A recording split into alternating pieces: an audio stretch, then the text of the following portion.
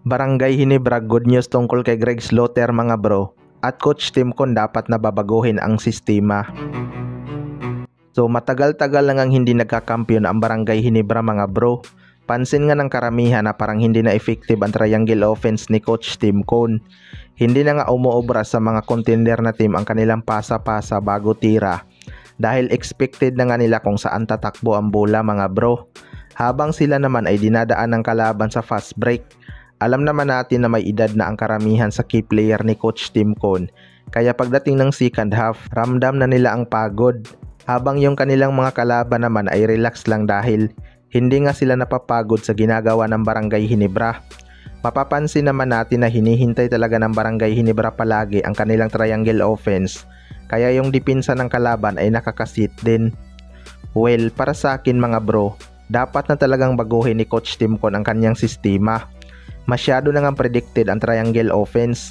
Maganda nga bilisan din nila minsan ang kanilang laro para mapagod man lang ang defender ng kalaban kakahabol sa kanila. Marami namang mabibilis na player dyan sa Barangay Hinebra, kaya lang hindi nga nila nagagamit dahil pinapairal nga nila ang kanilang pasa-pasa hanggang maubos ang shot clock.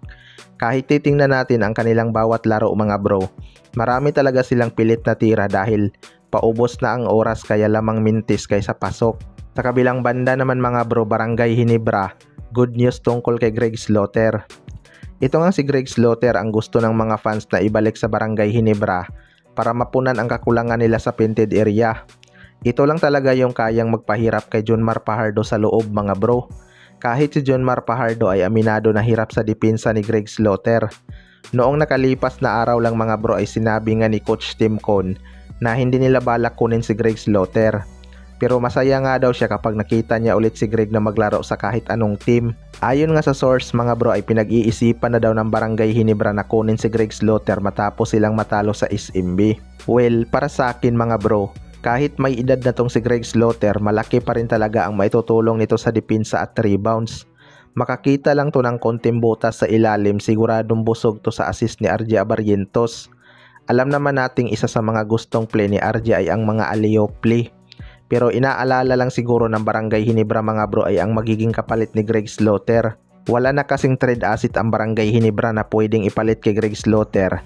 Maliban na lang siguro kung Titan Ultra mismo ang mag-offer kapalit ang second round pick or first pick ng 2028 rookie draft. Kasi malabong ibigay ng Barangay Hinebra ang first round pick nila sa 2027 rookie draft. Good news talaga para sa Barangay Hinebra kapag nakuha nila si Greg Slaughter na hindi ganun kabigat ang magiging kapalit. Kaya abangan na lang natin. Kayo mga bro, ano masasabi nyo tungkol dito?